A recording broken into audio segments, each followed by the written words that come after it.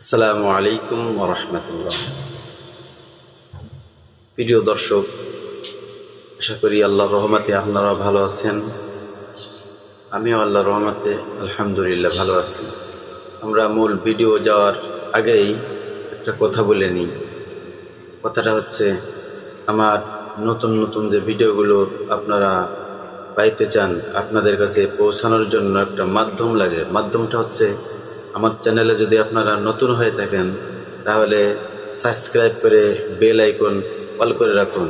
তাহলে যখন নতুন কোনো ভিডিও ছাড়ি তখন আপনাদের কাছেই পৌঁছে যাবে। আপনাদের সামনে কথা বলছিলাম হাফেজ মোহাম্মদ জুবায়ের হোসেন। নাহমাদুহু ওয়া নুসাল্লি আলা রাসূলিহিল কারীম, আম্মা বা'দ। আমি আপনাদেরকে একটা হাদিস শোনাচ্ছি। রাসূল করিম সাল্লাল্লাহু আলাইহি ওয়াসাল্লাম ইরশাদ করেছেন, সদকা করার ব্যাপারে জলদি করো। সদকা করার মাধ্যমে আল্লাহ তাআলা সমস্ত প্রকার বিপদকে হটায় দেন। সদকার মাধ্যমে বিপদ দূর হয়। এই জন্য আমরা বেশি বেশি করে সদকা করব। যখন বিপদ আসে আমরা যদি সঙ্গে সঙ্গে সদকা করে দিই, সদকার মাধ্যমে বিপদটা কেটে যায়। সদকা কখনোই বিপদকে ডিঙ্গায়ে আগায় যাইতে পারে না। অর্থাৎ যদি কোনো আপদ বিপদ আসিতে থাকে তবে উহা সদকার কারণেই পিছিয়া থাকে। একটি দুর্বল সনদযুক্ত হাদিসে আসিয়াছে, সদকা মন্দের 70টি দরজা বন্ধ করে দেয়। মন্দ মানে খারাপ। সদকা কি করে?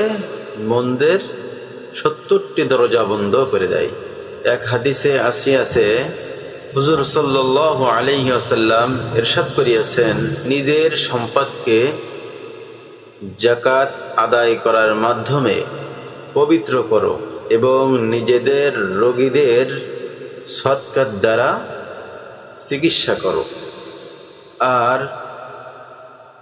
দোয়ার দ্বারা, মোনাজাতের দ্বারা মুসিবতের ঢেউয়ের মোকাবেলা করো। এই জন্য আল্লাহ তাআলা আমাদেরকে বিপদ দিয়ে পরীক্ষা নেবে।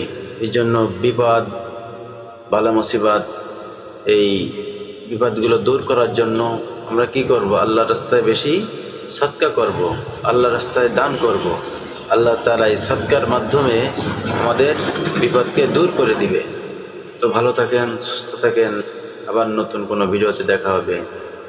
আসসালামু আলাইকুম ওয়া রাহমাতুল্লাহ।